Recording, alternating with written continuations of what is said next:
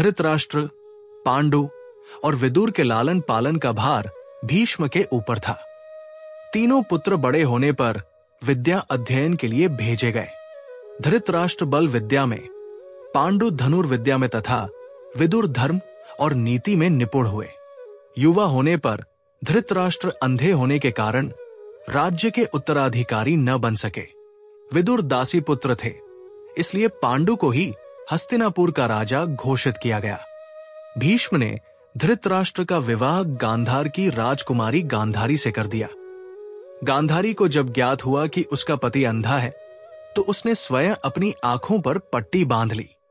उन्हीं दिनों यदुवंशी राजा शूरसेन की पोषित कन्या कुंती जब सयानी हुई, तो पिता ने उसे घर आए हुए महात्माओं के सेवा में लगा दिया।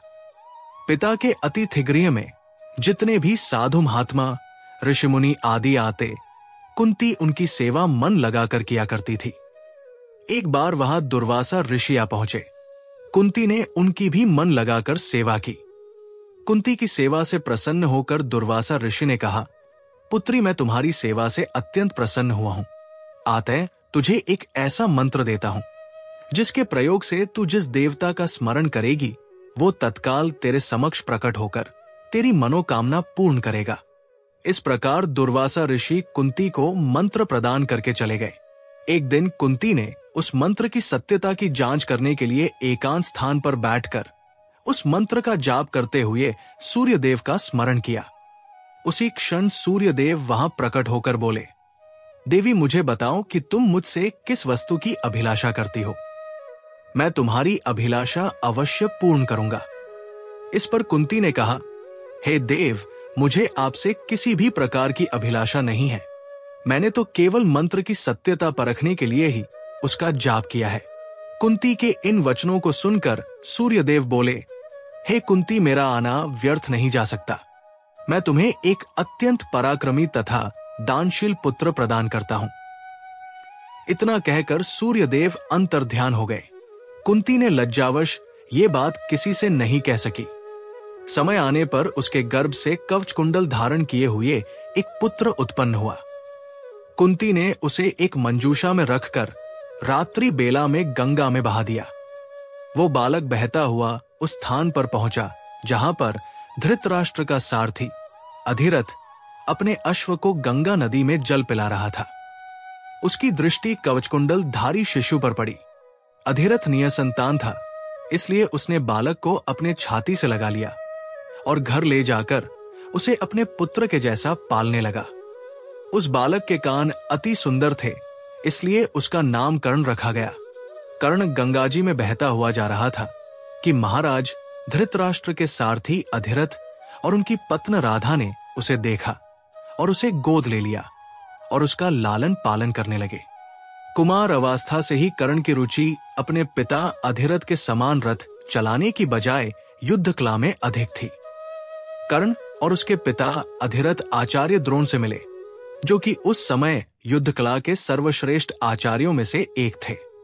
द्रोणाचार्य उस समय कुरु राजकुमारों को शिक्षा दिया करते थे। उन्होंने कर्ण को शिक्षा देने से मना कर दिया, क्योंकि कर्ण एक सारथी पुत्र था और द्रोण केवल क्षत्रियों को ही शिक्षा दिया करते थे।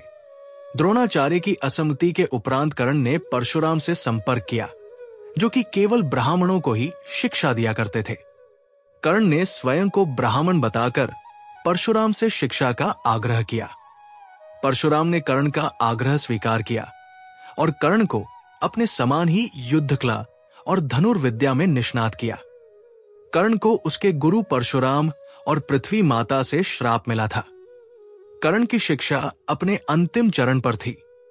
एक दोपहर की बात है, गुरु परशुराम कर्ण की जंघा पर सिर रखकर विश्राम कर रहे थे।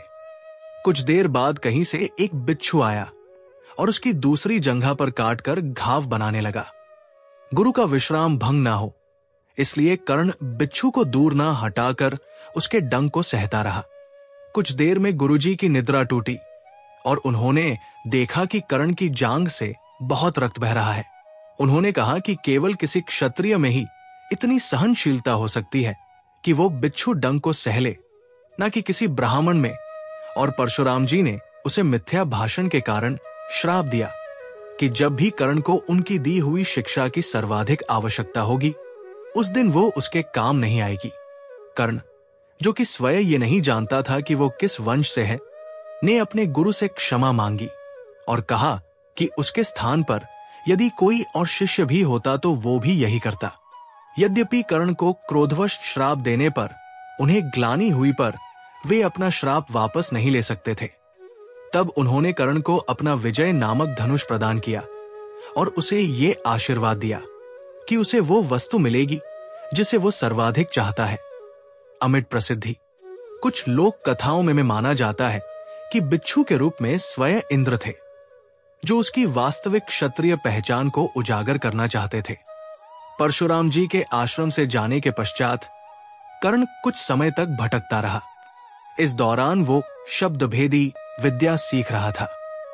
अभ्यास के दौरान उसने एक गाय के बछड़े को कोई वनीय पशु समझ लिया और उस पर शब्द भेदी बाण चला दिया और बछड़ा मारा गया। तब उस गाय के स्वामी ब्राह्मण ने कर्ण को श्राप दिया कि जिस प्रकार उसने एक असहाय पशु को मारा है, वैसे ही एक दिन वह भी मारा जाएगा, जब वो सबसे अधिक असहाय होगा और जब उसका सारा ध्यान अपने शत्रु से कहीं अलग किसी और काम पर होगा। इस प्रकार कर्ण परशुराम का एक अत्यंत परिश्रमी और निपुण शिष्य बना। कर्ण दुर्योधन के आश्रय में रहता था। गुरु द्रोणाचार्य ने अपने शिष्यों की शिक्षा पूरी होने पर हस्तिनापुर में एक रंगभूमि का आयोजन करवाया। रंगभूमि में अर्जुन विशेष धनुर्विद्या युक्त शिष्य प्रमाणित हुआ।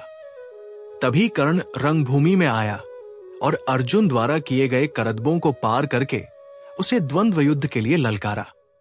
कब कृपाचार्य ने कर्ण के द्वंद्व युद्ध को अस्वीकृत कर दिया और उससे उसके वंश और साम्राज्य के विषय में पूछा, क्योंकि द्वंद्व युद्ध के नियमों के अनुसार केवल एक राजकुमार ही अर्जुन को, जो हस्तिनापुर का राजकुमार था, द्वंद्व युद्ध के लिए ललकार सकता था। तब कौरवों में सबसे ज्येष्ठ दुर्योधन ने कर्ण को अंगराज घोषित किया, जिससे वो अर्जुन से द्वंद्व युद्ध के योग्य हो जाए। जब कर्ण ने दुर्योधन से पूछा कि वो उससे इसके बदले में क्या चाहता है, तब दुर्योधन ने कहा कि वो केवल ये चाहता है कि कर्ण उसका मित्र बन जाए। इस घटना के बाद महाभारत के कुछ मुख्य संबंध स्थापित हुए, जैसे दुर्योधन और कर्ण के बीच सुदृढ़ संबंध बने, कर्ण और अर्जुन के बीच तीव्र प्रतिद्वंद्विता और पांडवों तथा कर्ण के बीच वैमनस्य। कर्ण दुर्योधन का एक निष्ठावान और सच्चा मित्र था।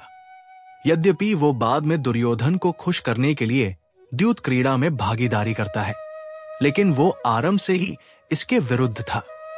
कर्ण शकुनी को पसंद नहीं करता था और सदैव दुर्योधन को यही परामर्श देता कि वो अपने शत्रुओं को परास्त करने के लिए अपने युद्ध कौशल और बाहुबल का प्रयोग करे ना कि कुटिल चालों का।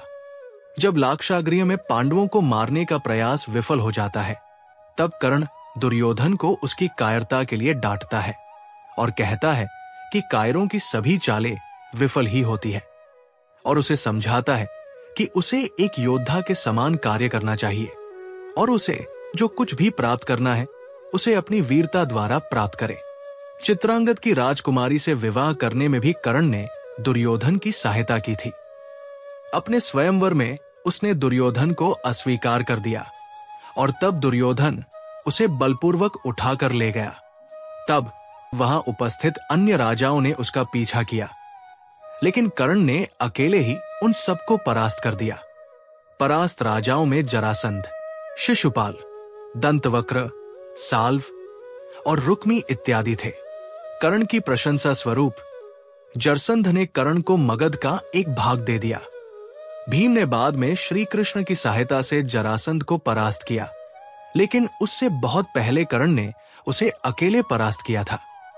कर्ण ही ने जरासंध की इस दुर्बलता को उजागर किया था कि उसकी मृत्यु केवल उसके धड़ को पैरों से चीरकर 2 टुकड़ों में बांटकर हो सकती है।